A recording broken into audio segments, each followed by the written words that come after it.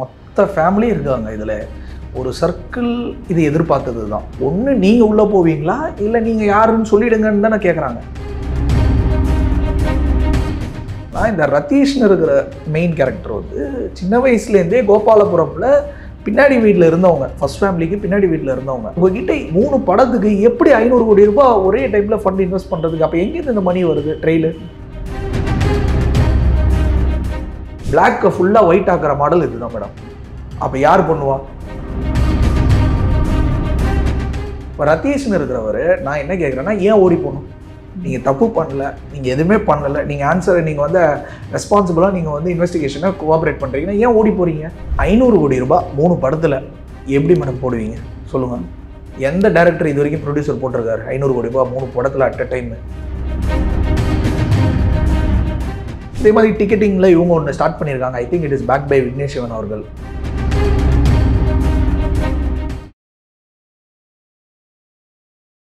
இளைய பாரதம் நேயர்களுக்கு வணக்கம். இன்று நம்மோடு இணைந்திருக்கும் சிறப்பு விருந்தினர் அரசியல் விமர்சகர் திரு ராகுல் அவர்கள். வணக்கம் சார். வணக்கம். இப்போது டாஸ்மாக் இடி ரெய்டு பார்த்தோம், அதற்கு பாஜக நடத்திய போராட்டம், அதன் பிறகு அப்படியே ஓய்ஞ்சிரும்னு பார்த்தோம். திரும்ப வந்து டாஸ்மார்க்குடைய டைரக்டராக இருக்கும் விஷாகன் அவர்கள் மேலே இடி ரெய்டு பாஞ்சுது. தென் வந்து டான் பிக்சர்ஸ்ன்னு வராங்க ஆகாஷ் பாஸ்கரன் மேலே. தென் புதுசாக வந்து ரதீஷ் அப்படின்ற ஒரு பேர் வருது, அவருக்கும் உதயநிதிக்கு லிங்க் அப்படின்ற மாதிரி மறுபடியும் இது திமுக குடும்பத்தை நோக்கியே செல்லுது அப்படின்றத பார்க்குறோம். யார் இது பின்னணியில் இருக்காங்க, என்ன மாதிரி இந்த விஷயங்கள் போயிட்டுருக்கு? எல்லாமே நீங்களே சொல்லிட்டீங்களே, மொத்த ஃபேமிலி இருக்காங்க இதில். ஒரு சர்க்கிள் இது எதிர்பார்த்தது தான். முன்னாடி நாங்கள் விமர்சனம் வச்சோம், அதெல்லாம் ஸ்டார்டிங்லேருந்து சொன்னது இன்றைக்கி நடக்குது, அவ்வளோதான். இதை ப்ரூவ் பண்ணுறதுக்கு டேட்டா எடுக்க செய்வாங்க, ஒர்க் பண்ணுவாங்க. இடி வந்து எல்லாம் ட்ரெயில்ஸ் இல்லாமல் வரமாட்டாங்க. அண்ட் ஒரு மணி ஸ்வெண்டில் பண்ணுறது ஈஸி கிடையாது. அவனும் ஒரு திருடன் வந்து இன்னும் உஷாராக இருப்பான். எப்படி எல்லாம் ரூட் எடுத்துகிட்டு எஸ்கேப் ஆகிறது தான் பண்ணுவாங்க. பட் இது வந்து இதோட மெயின் ஃபோக்கஸ் நான் என்ன சொல்ல வரேன்னா, இது வந்து இன்னொரு ஒன் மோர் அதர் ஸ்கேமான்னு சொல்லலை.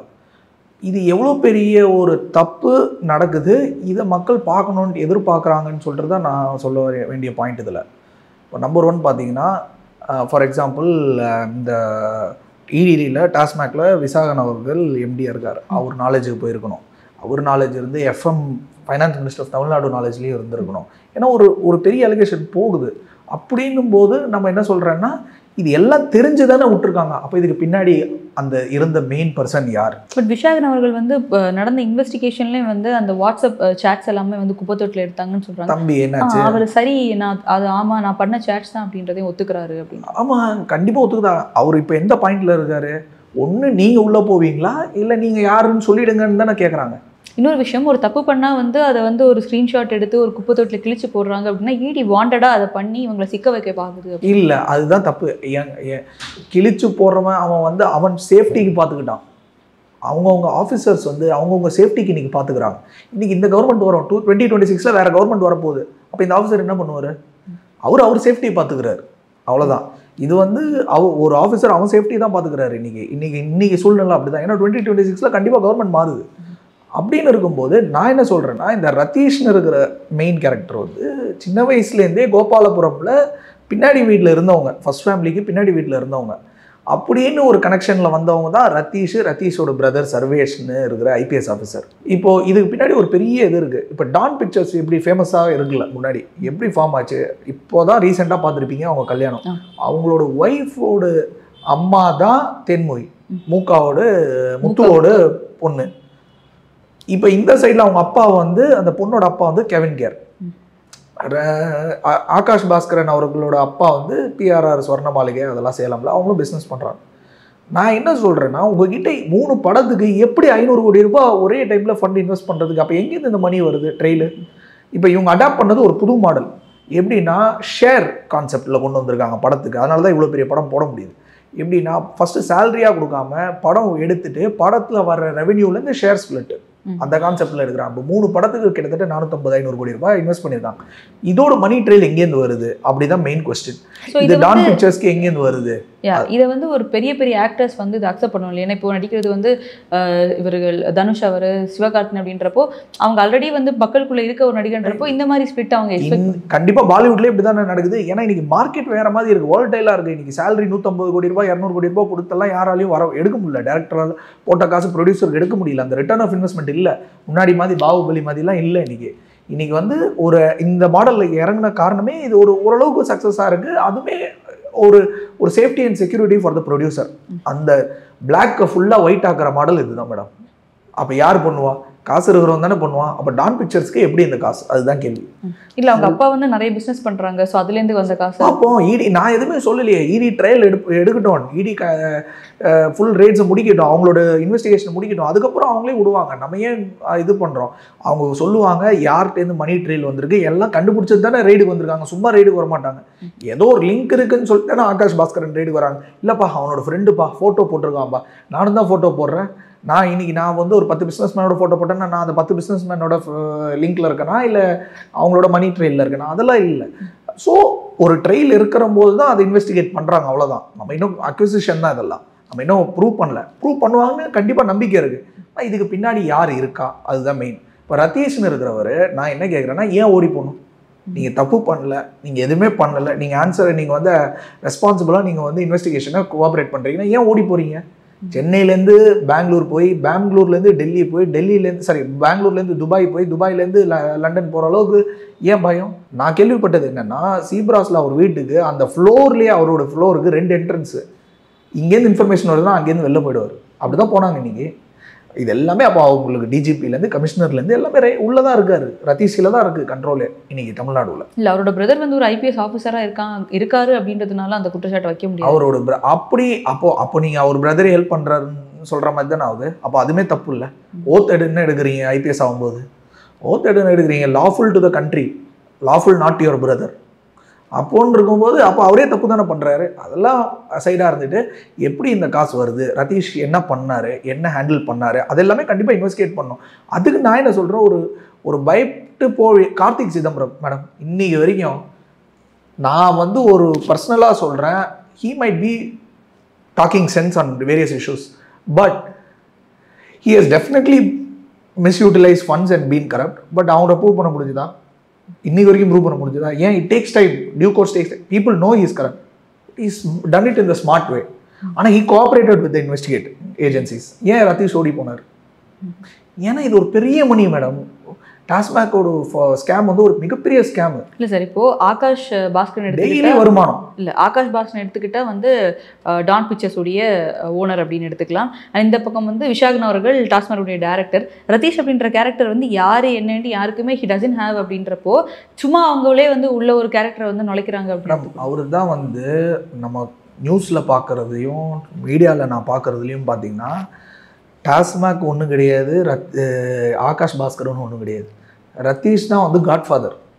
அவர் சொல்கிற கமாண்டில் தான் இன்றைக்கி சங்கர் ஜெய்ஸ்வால்ஜியே வந்து ரெஸ்பாண்ட் பண்ணுறாங்கன்னு கேள்விப்பட்டேன். இல்லை அப்போ அவருக்கு அந்த அளவுக்கு ஏதோ ஒரு பேக்கப்போ ஏதோ சம்திங் கண்டிப்பாக இருக்குல்ல, கண்டிப்பாக பேக்கப் இருக்கு, இல்லாமல் இருக்குமா? டெபுட்டி சிஎம்மோட மிகப்பெரிய தோஸ்துன்றாங்கல்ல, அவங்க பக்கத்து பின்னாடி வீட்டிலேருந்து சின்ன வயசுலேருந்து வளர்ந்தவங்க. அவங்க 2016-15 தான் அவங்க எலெக்ஷன் டைமில் தான் உள்ளே வந்தாங்க.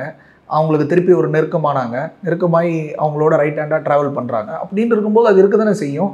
ஸோ அதனால ரதீஷ் தான் மெயின் இதில் ஃபுல் அண்ட் ஃபுல் கண்ட்ரோல் பண்ணது. நியூஸ் படி அதுதான் சொல்கிறாங்க. நான் என்ன சொல்கிறேன்னா, உங்களுக்கு எந்த ஒரு பயம், ஏன் ஓடி போகிறீங்க? அப்போ இதுக்கு பின்னாடி இருக்கிறவர் யார்? உங்களுக்கு யார் இன்ஃபர்மேஷன் கொடுத்தா? ஏன் நீங்கள் வந்து பயத்தில் ஓடி போகிறீங்க? அன்றைக்கி வரைக்கும் காலில் அங்கே தான் இருந்தீங்க. இடி வரோன்னு தெரிஞ்சவொன்னே தானே போயிட்டீங்க. அன்றைக்கி உள்ளே ஏறினி உங்கள் வீட்டுக்கு வரோன்னு தெரிஞ்சப்போ நியூஸ் யாராவது பண்ணிருக்கு. அது மிகப்பெரிய தப்புன்றுவேன் நான். அதனால் கண்டிப்பாக இதில் வந்து N% கண்டிப்பாக இதை வந்து ப்ரூவ் பண்ணுவாங்க. இது ட்ரையல் டைம் எடுக்கும் கண்டிப்பாக. ஆனால் அதில் கண்டிப்பாக ஒரு ரிசல்ட் இருக்கும்னு எதிர்பார்க்குறேன். இவ்வளோ இடங்கள் இருக்கும்போது அவர் இங்கே துபாய் போய், துபாயிலேருந்து அவர் லண்டன் போகணுன்னா அங்கே யார் இருக்கா இவரை வந்து சேஃப்கார்ட் பண்ணுறது? நான் கேள்விப்பட்ட நியூஸ் எப்படின்னு பார்த்தீங்கன்னா, ரதீஷோட பிரதர் சர்வேஷ், அவரோட ஒய்ஃப் அமல்நாத் அப்படின்றவங்க வந்து அவங்களோட அந்த அமல்நாத் அவங்களோட ஒய்ஃப் ஹஸ்பண்ட் அப்பாவும் வந்து சர்தார் ஒரு ஐபிஎஸ் ஆஃபீஸர் தான். அவர் டிஜிபியாக இருந்தார் தமிழ்நாடுல. சென்னை டிஜிபியா இல்லை தமிழ்நாடு ஒரு இதில் இருந்தார். அவங்க ஒய்ஃபும் சர்வேஷும் வந்து லண்டனில் ராவில் வேலை பண்ணிட்டு இருந்தாங்க. ராலேருந்து விட்டுட்டு வந்துட்டார். அவரோட கான்ட்ராக்ட் ஏதோ முடிஞ்சு போச்சு, அது நம்மளுக்கு தேவையில்லாத வேலை. ஆனால் அமல்நாத்னு சொல்கிற சர்வேஷோட ஒய்ஃப் இன்னும் அங்கே தான் இருக்காங்க. அப்போ அவங்க தானே பார்த்துக்கிறாங்க. அவங்களோட இன்ஃபர்மேஷன் இல்லாமல் எப்படி போவாங்க? அப்போ எல்லாருமே ஒரு இன்டர்லிங்கில் தான் இருக்காங்க. இதுதான் நியூஸ் பரவுது, நம்மளுக்கு தெரியாத நியூஸ் இல்லை. நம்ம கேட்குற நியூஸ் இது ஒரு வெரிஃபைட் சோர்சஸ்லேருந்து கேட்குறோன்னா இதுதான் நியூஸ் போகுது. ஸோ ஐபிஎஸ் ஆஃபீஸருடைய மனைவியே வந்து ரதீஷை வந்து இது எல்லாமே பவரில் யூஸ் பண்ணி லிங்க்கில் தான் மேடம் இருக்காங்க. பட் நான் என்ன சொல்ல வரேன்னா, கண்டிப்பாக இதுக்குன்னு ஒரு தீர்ப்பு வரும். கண்டிப்பாக இதோட டேட்டா புல் அவுட் பண்ணுவாங்க. அதே மாதிரி சர்வே இதை தாண்டி கூட அமல்நாத் அவங்க அங்கே இருக்காங்க. சர்வேஷ் இங்கேருந்து ஹெல்ப் பண்ணலாம். ரெண்டாவது இன்னொருத்தர் கூட அங்கே இருக்காங்கன்னு கேள்விப்பட்டோம் நம்ம நியூஸு. அது இன்னும் எனக்கு வெரிஃபை ஆகல. அது மாதிரி எல்லோரும் சேர்ந்து ஹெல்ப் பண்ணுற மாதிரி சொல்கிறாங்க. ஏன்னா முன்னாடி ஜிவாலோட நம்ம இவர் இருந்தார்ல, டிஜிபி கமிஷனர் இருந்தார்ல, ரத்தோரோட பொண்ணு கூட அங்கே தான் இருக்காங்கன்னு கேள்விப்பட்டேன் லண்டனில். யார் ரத்தோரோட பொண்ணு யாரும் அங்கே தான் இருக்காங்க. எல்லாம் ஒரு லிங்கில் தான் இருக்காங்க.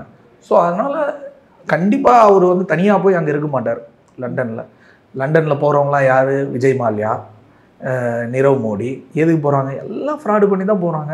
அதனால் இவரும் அங்கே போயிருக்கார், இப்போ வெக்கேஷனுக்கு போயிருக்காரு. கண்டிப்பாக அந்த வெக்கேஷன் முடிச்சுட்டு வருவார். ஈடியே அவரை கூப்பிட்டு உட்கார வச்சு விசாரிப்பாங்க. நம்ம தப்பு பண்ணலன்னா தைரியமாக பேசலாமே. ஆனால் கண்டிப்பாக இதுக்கெல்லாம் டைம் எடுக்கும். ட்ரையலிங்ஸ் எல்லாம் பார்ப்பாங்க, மணி ட்ரையல்ஸ்லாம் எப்படி போகுது. கண்டிப்பாக இவங்களோட மெயின் இன்வால்மெண்ட் இருக்குது, அது மட்டும் கண்டிப்பாக தெரியுது. ஆனால் மக்கள் இதெல்லாம் பார்ப்பாங்க. தமிழ்நாடு மக்கள் இதை பார்த்துக்கிட்டும் இருக்காங்க. கண்டிப்பாக இவங்களோட ஆப்பர்ச்சுனிட்டி என்னை பொறுத்த வரைக்கும் இவங்களுக்கு அடுத்த ஆப்பர்ச்சுனிட்டி தமிழ்நாடு மக்கள் வந்து கண்டிப்பாக கொடுக்க மாட்டாங்க. ஏன்னா அவங்க எல்லாமே பார்த்துட்டாங்க.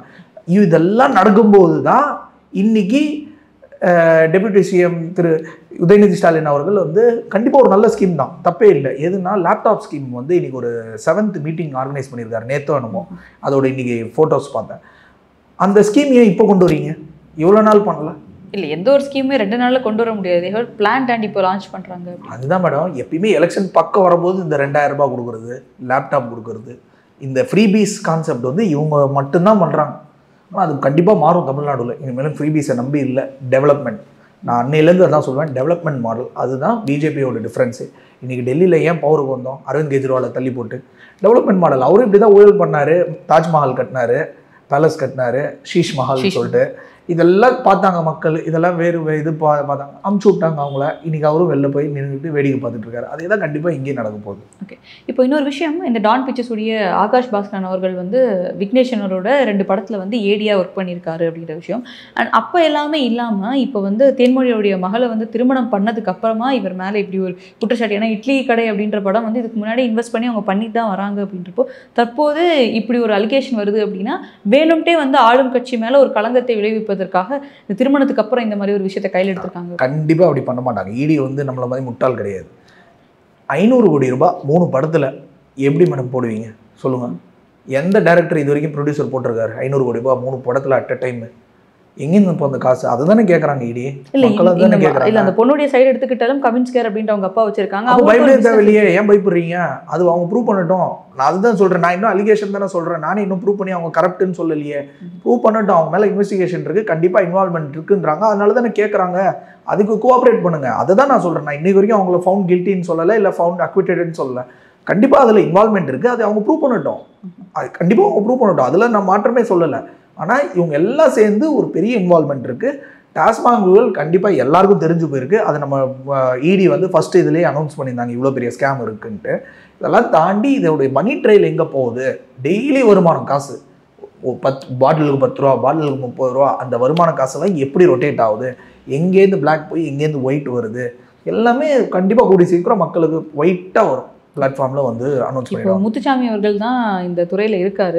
இப்போ செந்தில் பாலாஜி அவர்கள் மேலே இருந்த அந்த ஃபோக்கஸ் வந்து மாறி முத்துசாமி அவர்கள் மேலே இருக்குது. இப்போ தான் அவர் வந்து அந்த துறைக்கு வந்து வராரு அப்படின்னாலும் கொஞ்சம் காலமாக தான் இருக்கார் அப்படின்றப்போ அவர் மேலே அந்த ஒரு அக்யூசேஷனை வந்து முன்னெடுத்து வைக்கிறாங்க இல்லையா? இந்த செந்தில் பாலாஜி அவர்கள் இருந்த துறையில் இப்போ ஒருத்தர் வரும்போது அந்த அக்யூசேஷன் எல்லாமே முத்துசாமி அவர்கள் மேலே வைக்கிறது சரியாக இருக்குது.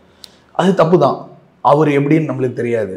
பட் ஒரு அவரோட பீரியடில் அவரோட இன்வால்மெண்ட் இருந்தால் மட்டும்தான். இப்போ நான் ஒரு தப்பு பண்ணியிருக்கேன் என்னோட இன்வால்மெண்ட்டில் அப்படின்னா I am responsible for it. நான் பதவி போனதுக்கப்புறம் என்னோட இன்வால்மெண்ட் இது பண்ணுறாங்கன்னா என்னோட நியூ பர்சன் யார் வராங்களோ அவரை நம்ம பேஸ்லெஸ் தான் சொல்ல முடியாது. we can only question them to take actions. நம்ம வந்து அவங்க மேலே அக்யூசேஷனை போட முடியாது. அது வந்து it is very heavy thing. I also agree it is not இது is all a political game. But நான் என்ன சொல்கிறேன்னா, கண்டிப்பாக இதுக்கு பின்னாடி நோக்கத்தை பிடிக்க தான் நம்ம போயிட்டுருக்கோம். கண்டிப்பாக மக்களும் பார்த்துக்கிட்டு இருக்காங்க. அதனால் முத்துசாமி அவர்கள் மேலே வந்து ஒரு தெரியாமல் நோக்கத்தை போடல. யாருமே எங்கேயுமே நான் தெரிஞ்சு மீடியாவில் பார்க்கல. பட் நீங்கள் ஆக்ஷன் எடுங்க, நீங்கள் அதை ஸ்டாப் பண்ணுங்கள். இன்றைக்கி வரைக்கும் நின்றுருக்கா மேடம், செந்தில் பாலாஜி அவர்கள் மாறிட்டார், அடுத்த மினிஸ்டர் வந்துட்டார். ஆனால் இன்றைக்கி வரைக்கும் பாட்டிலுக்கு காசு வாங்குறது இல்லையா, இல்லை பாட்டிலுக்கு எக்ஸ்ட்ரா வாங்குறது இல்லையா, இன்னொன்று நடந்துக்கிட்டு தானே இருக்குது. இப்போ அதெல்லாம் கண்ட்ரோல் பண்ணுறதுக்கு தான் நம்ம சொல்கிறாங்க. அண்ட் இந்த விஷயத்தில் வந்து உதயநிதி அவர்களுக்கு வந்து லிங்க் இருக்குது அப்படின்ற மாதிரி பேசுகிறாங்க. ஆனால் இன்னைக்கு வரைக்கும் யாரும் அந்த பேரை வந்து எடுத்ததோ இல்லை அவர் வந்து பெருசாக ஒரு லைம் லைட்டு கொஞ்சம் காலமாக வராமல் இன்னைக்கு இந்த விஷயத்துக்காக வராரு. அந்த இது லேப்டாப் அந்த இது வந்து இது பண்ணும்போது ஸோ உதயநிதி அவர்களை வந்து எதுக்காக இந்த கேமில் கொண்டு வராங்க? ஏன்னா உதயநிதிக்கு தான் இந்த ஸ்கெட்சு போடப்பட்டது, அடுத்த மாட்ட போகிறது உதயநிதி அப்படின்ற மாதிரி பல விஷயத்தை பார்க்குறோம். ஆனால் ஈடியோ யாருமே உதயநிதி அப்படின்ற பேரையே வந்து வைக்கல. மேடம், நான் சொல்கிறது வந்து ரதீஷ் அவர்கள் இன்வால்மெண்ட் இருக்குன்னா அவர் யாரோட ஆர்டர்ஸில் பண்ணுறாரு, அதுதான் கேள்வி. சீஃப் மினிஸ்டர் மு க ஸ்டாலினோட ஆர்டர்ஸில் பண்ணுறாரா, இல்லை டெப்யூட்டி சீஃப் மினிஸ்டர் உதயநிதி ஸ்டாலினோட ஆர்டர்ஸில் பண்ணுறாரா, இல்லை யாரோட, இல்லை மாப்பிள்ளை சபரீசன் அவர்களோட ஆர்டர்ஸில் பண்ணுறாங்களா? இப்போது ரதீஷும் மாப்பிள்ளைக்கும் direct authorisation to take decisions கிடையாது. கரெக்டாக இல்லையா? அவங்க தான் பவராக இருக்கலாம், பட் ஆத்தரைசேஷன் கிடையாது. அப்போ யாருக்கோ தெரிஞ்சு தான் பண்ணுறாங்க. அப்போ இதுக்கு பின்னாடி யார் இருக்கா ரதீஷுக்கு பின்னாடி அப்படின்னு பார்த்தீங்கன்னா எல்லாரும் சொல்லப்பட்டது என்னது, உதயநிதியோட பினாமி, உதயநிதியோட ரைட் ஹேண்டு, உதயநிதியோட நெருங்கமான ஃப்ரெண்டு அப்படின்னு சொல்கிறாங்க. அதனால தான் உதயநிதி தான் இது தெரிஞ்சு நடக்குதா. உதயநிதி அவர்கள் டெப்யூட்டி சிஎம்மாக இருந்து ஒரு சேஞ்ச் தான் கொடுக்கணும். ஒரு நியூ ஜென்ரேஷன் பாலிடிக்ஸில் ஒரு யங் ஒரு பாலிட்டிஷியனாக வராருன்னா அவர் சேஞ்ச் கொடுக்கணும். ஆனால் அவருக்கு தெரிஞ்சு இந்த மாதிரி நடக்குதா, இல்லை அவர் தான் இது இன்ஸ்ட்ரக்ஷன்ஸ் பண்ணுறாரா அப்படின்ட்டு தான் மக்கள் கேட்குறாங்க. இல்லை இந்த ஈடி ரைட் அப்படின்னு பார்க்கும்போது தமிழகத்தில் வந்து இங்கே இருக்கிற ஆளும் கட்சியின் மீது அவங்க மீது எல்லாமே வரும்போது அது அவங்க என்ன கேட்குறாங்க அப்படின்னா, உங்கள் கூட்டணியில் இருக்க ஏடிஎம்கே இருக்குது, ஏடிஎம்கே எந்த ஒரு தப்பும் பண்ணல, அவங்க மேலே எந்த அக்யூசேஷனுமே இல்லையா, ஏன் ஏடிஎம்கேல இருக்க எம்எல்ஏ மேலேயோ இல்லை எக்ஸ் மினிஸ்டர்ஸ் மேலேயோ இந்த மாதிரி எந்த ஒரு விஷயம் வந்து பெரிதாக வர இன்னொரு கூட்டணி கட்சி மேலே பேசுகிறதோ இன்னொரு இது பேசுகிறதோ அதுக்கு நான் இங்கே ஓப்பனாக நம்ம வந்து அப்படி பார்த்தா எல்லாருக்கும் நம்ம சொல்லிக்கிட்டே இருக்க போகிறோம். ஏன்னா ஆளும் கட்சி வைக்கிற அக்யூசேஷன் அதான் ஈடி வந்து பாஜகவின் பின்புலத்தில் செயல்படுது அப்படின்றது. அது மேடம் இந்த டாபிக் தான் பேசுகிறாங்க அவங்க. எவ்வளோ கால வருஷமாக பேசுகிறாங்க. எலெக்ஷன் வந்தாலே இதுதான் பேசுவாங்க அவங்க. ஏன்னா அவங்களுக்கு வேறு டாப்பிக்கே இல்லை. இவ்வளோ நாள் ஹிந்தி இம்போஷன் ஓட்டினானுங்க, அதுக்கப்புறம் வஃப்து போர்டு ஓட்டினானுங்க, அடிப்பட்டானுங்க, அதுக்கப்புறம் நீட் இது ஓட்டினானுங்க, நடக்கலன்னு தெரிஞ்சு போச்சு. நம்ம எல்லாம் எதெல்லாம் நல்லது பண்ணுறோமோ அவங்களுக்கு பேச வேண்டிய டாபிக் என்ன, நீங்கள் என்ன வந்து இடி ரைடு பண்ணுவீங்க, நீங்கள் வந்து என்ன சிபிஐ ரைடு பண்ணுவீங்க. இடி பிடிச்சி அந்த சாண்டோட மாஃபியாவோட எவ்வளோ பெரிய ஸ்கேம் ஓடிட்டுருக்கு, இப்போ ட்ரையல்ஸ் அதோட போயிட்டுருக்கு, எல்லாமே ஓப்பன் ஆகும். கண்டிப்பாக மக்களுக்கு இதெல்லாம் தெரிய வரும். கூடி சீக்கிரம் டேட்டா பப்ளிக்கில் வரும். கண்டிப்பாக யாரெல்லாம் இன்வால்வ்டோ கண்டிப்பாக அதோட இது ஃபேஸ் பண்ண போகிறாங்க. கண்டிப்பாக இந்த ரைடெல்லாம் முன்னாடி வந்து ரைடு அப்படின்ட்டு பார்க்கப்பட்டது. ஆனால் இன்றைக்கி வந்து ஒரு கரப்ஷன் பண்ணுறாங்க, ஊழல் பண்ணுறாங்க அப்படின்றது எவ்வளோ சர்வசாதாரண மக்களிடையே இந்த கட்சி அதிகமாக பண்ணியிருக்கு, இந்த கட்சி கம்மியாக பண்ணியிருக்கான்ற மைண்ட் செட்டுக்கு வந்துட்டான். சார் ரைடும் அந்த மாதிரி. அதனால தான் சொல்கிறேன், நாங்கள் வந்து வரோம் உள்ள கூடி சீக்கிரம், அதுக்கு தான் உள்ளே வரோம். ரெண்டு கட்சியும் இது பண்ணுறீங்கன்னா நாங்கள் அதை பற்றி பேசலையே. நாங்கள் புதுசாக ஒரு ஃபோர்ஸ் தான் வரோம், நாங்கள் ஒரு டெவலப்மெண்ட் மாடலில் தானே வரோம். எல்லாமே நீங்கள் ப்ரூவ் பண்ணி பாருங்கள். எந்த ஸ்டேட் வேணா எடுங்க, நம்மளோட சர்வீசஸ், நம்மளோட மாடல்ஸ் எல்லா இடத்துலையும் ஒர்க் ஆகிருக்கு. மோடியோட மாடல் ஏன் ஒர்க் ஆகிட்டு இருக்கு? இன்னைக்கு யூபி போங்க, யோகி அவர்களோட மாடல் எப்படி ஒர்க் ஆகிட்டு இருக்கு? ஏன் கரப்ஷன் ஏதாவது ஒரு நியூஸ் வருதா என்ன? வரலையா? ஏன்? எல்லாமே how we organize as a leader, how we take decisions as leader matters. அதனால கண்டிப்பாக நம்ம பிஜேபி வந்து கண்டிப்பாக தமிழ்நாடுல ஒரு மிகப்பெரிய ஃபோர்ஸ் வந்துட்டுருக்கு. கண்டிப்பாக அதில் வந்து ஒரு பெரிய ரிசல்ட் நீங்கள் எதிர்பார்ப்பீங்க 2026. ஒரு alliance is very important. At the same time alliance இப்படி பண்ணுது, அலையன்ஸ் அப்படி பண்ணுதுன்னு சொல்கிறது வந்து it is not how politics works. So அதனால் அப்படி ஒரு ஆங்கிளில் மக்கள் பார்க்க தான் செய்வாங்க. கண்டிப்பாக ஒரு ரிசல்ட் பார்ப்பாங்க. அண்ட் டிக்கெட் புக்கிங் அப்ளிகேஷன் ஒன்று கூட இவங்க வச்சுருக்காங்க. இவங்க இதில் நீங்கள் இருக்க மேஜர் ஷோஸ்லாம் வந்து இவங்க டிக்கெட் புக்கிங் பண்ணுறாங்க அப்படின்ற ஒரு விஷயம். ஒரு ஸ்டார்ட் அப் ஒன்று தொடங்கிருக்கு கொஞ்சம் வருஷமாக, ஐ திங்க் ஒரு 2 years முன்னாடி, விச் இஸ் குட். நான் வந்து கண்டிப்பாக ஒரு காம்படிஷன் எதிர்பார்க்குறேன். See, in a huge country we need competition for book my show or Paytm. அதே மாதிரி இப்போ Zomato has launched Districtனு ஒரு, அதே மாதிரி டிக்கெட்டிங்கில் இவங்க ஒன்று ஸ்டார்ட் பண்ணியிருக்காங்க. I think it is back by Vignesh Shivan அவர்கள். நம்மளுக்கு தெரில டேரெக்டாக, but I think it is definitely somewhere related to it or he is an investor, whatever it is. இவங்க எப்படி இதெல்லாம் பண்ணுவாங்கன்னா, ticketing is a very good platform to convert black into white. So இது வந்து ஆகாஷ் அவருடைய இதில் பண்ணுறாங்க. அது நம்மளுக்கு டேட்டா தெரியாது. இது ஆகாஷ்க்கும் இதுக்கும் சம்மந்தமாக இருக்கான்னு தெரியல. பட் இட் இஸ் டெஃபினெட்லி ஒரு நியூ இது அவங்களுக்குள்ள ஸ்டார்ட் பண்ணியிருக்காங்க. பட் இட் இஸ் ஆல் ஒரு குரூப் உள்ள தான் இதெல்லாம் கண்ட்ரோல் ஆகுது. ஸோ இதுக்கு யார் ஓன்ஷிப் வந்து கிளைம் பண்ணுறாங்கன்றது இருக்குல்ல? எதுக்கு? இந்த டிக்கெட்டினுக்கு. இது வந்து கம்ப்ளீட்லி ஒரு டிஃப்ரெண்ட் யங் குரூப் பண்ணுது. அது நம்ம வந்து டீட்டெயில்டாக போகல. கண்டிப்பாக கூடிய சீக்கிரம் உங்களுக்கு நான் டேட்டா எடுத்துகிட்டு வரேன். பட் கண்டிப்பாக நான் சொல்கிறேன், இப்போ லேட்டஸ்ட்டாக பண்ண ஏஆர் ரஹ்மான் ஷோவோ ஏதோ அவங்க தான் பண்ணாங்க, மீதி 2-3 கான்சர்ட்ஸே அவங்க தான் பண்ணாங்க. ஸோ இந்த டிக்கெட்டிங் பிளாட்ஃபார்ம் வந்து கண்டிப்பாக it's one way to convert it. But how you bring about அதோட இதுவும் கண்டிப்பாக இடி பார்ப்பாங்க. அதை நம்ம கூடிய சீக்கிரம் நேரில் பார்ப்போம் என்ன ரிசல்ட் வருது அதுலன்ட்டு. எங்களோட இணைந்து பல்வேறு கருத்துக்களை பயந்ததுக்கு ரொம்ப நன்றி. ரொம்ப நன்றி.